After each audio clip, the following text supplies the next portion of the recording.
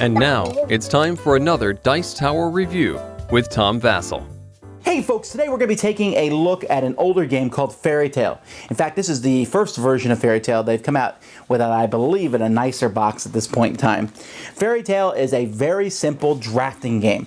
Drafting games are games where you get to get a handful of cards or tiles or something, you keep one and pass them on. It's been made very popular with Seven Wonders, but Fairy Tale did it first. Well, maybe not Fairy Tale. People were doing it in collectible card games. But Fairy Tale is a very simple, good game that I still have on my shelf. Let me show you why.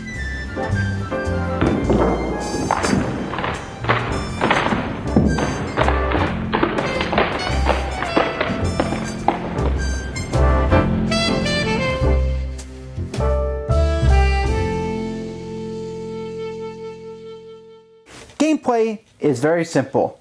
You take 80 card deck here, and what you're going to do at the beginning of the first round is each player is going to get 5 cards from that deck. At the beginning of the round, you will look at the 5 cards in your hand, and you will decide which one of those you'd like to keep. So maybe I decide to keep the Skydance Dragon. I keep that one, and I pass the other 4 cards on to the player to my left. I will then get 4 cards from the player to my right. I will pick one of those, keep it, and then keep passing. Then I'll get 3 cards, pick one of those, keep passing, get 2 cards, pick one of those, keep passing, get 1 card, add it to my hand.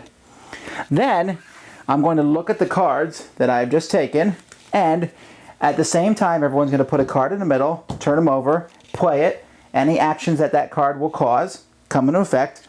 We'll play a second card, and then a third card. You will only play 3 of the 5 cards. The other ones are discarded. Then you will draw 5 more cards and do the same thing, but drafting the other direction. Then you'll draw 5 more, and so on and so forth. At the end of the game, the player with the most points is the winner.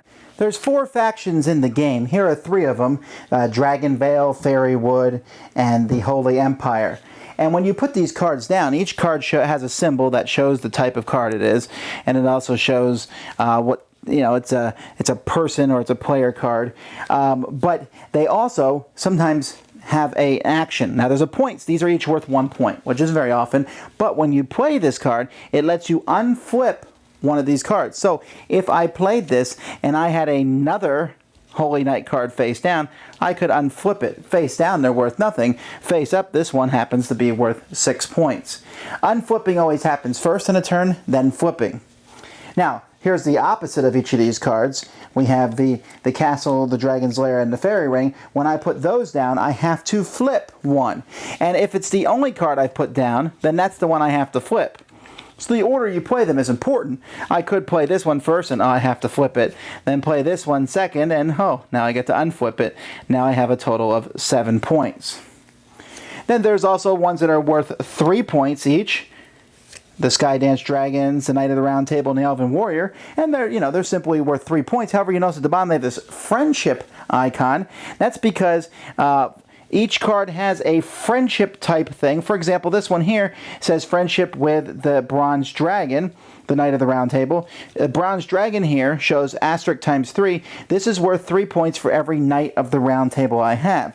So if I have 2 Knights of the Round Tables, then each Bronze Dragon I have is worth 6 points. So you can get a lot of points that way. If you notice, by the way, here, right here in the top corner is a little blue number. It might be hard to see, but that shows you how many of each card there is in the deck. Then there's cards here that are just asterisks for each of these 3 colors. These are worth 1 point, but if you have 2 of them, they're both worth 2. If you have 3 of them, they're each worth 3. And since there are 7 cards in a deck of each type, you can get a whole lot of points from these if someone is crazy enough to let you get as many as they can of that type. Now, I've been mentioning these 3 factions, but there is a 4th faction, the Shadow.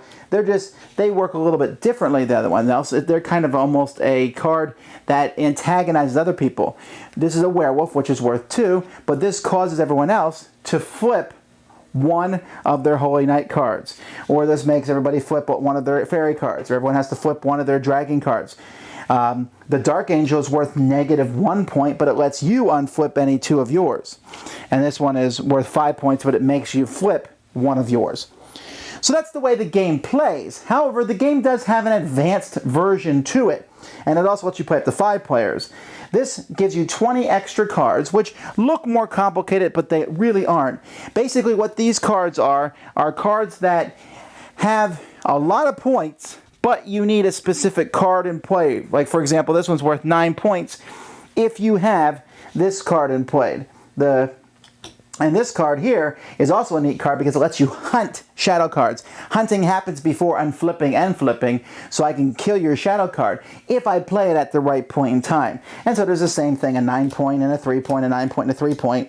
There's also a trickster who's worth -1, but they're all money, which basically lets them be any card. So if I have, for example, the Dragon's Tail Chapter 4, and I need the dragon to get those 9 points, but I have the trickster, that might be worth it, even though it's -1, to get another 9 points is very useful. There's also a lot of other high point cards, 6 points and 7 points.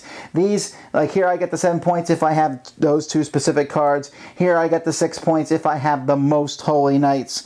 Here I get the 8 points if I have at least 2 dragon cards and at least 2 fairy cards.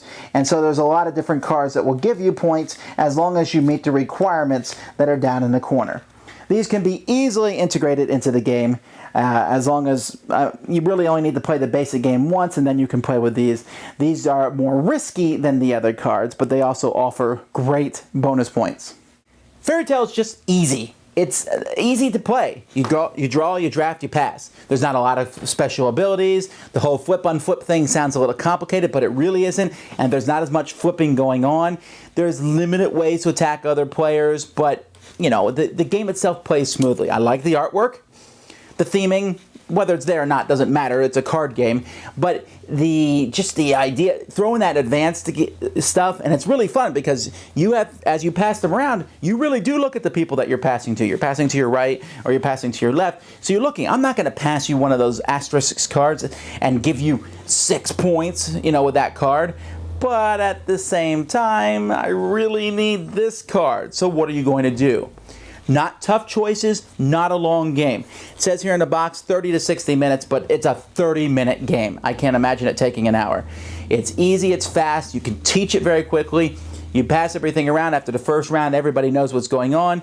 You add your scores up. The scores are pretty easy to add. Just lots of fun. I'm a real big fan of this game. Just the simplicity and the use as a filler, but at the same time, I don't feel like I'm just frittering away time. I get to draft, which, to be fair, is one of my favorite mechanics in existence, so I was really happy to see it in this game and see it done so well. This game is still available in certain places.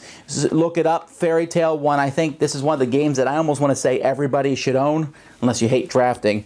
But if you like drafting at all, you'll say, well, there's not much game other than the drafting. That's true, but in this case, it's good enough. Thanks so much for watching the Dice Tower videos. Find more great videos and reviews, as well as our top-rated audio podcast at Dicetower.com.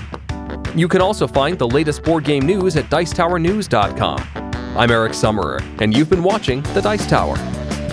The Dice Tower is sponsored by Fun Again Games, the world's best game source. Fun Again Games has over 5,000 games available. Check them out at funagain.com. Shut the door.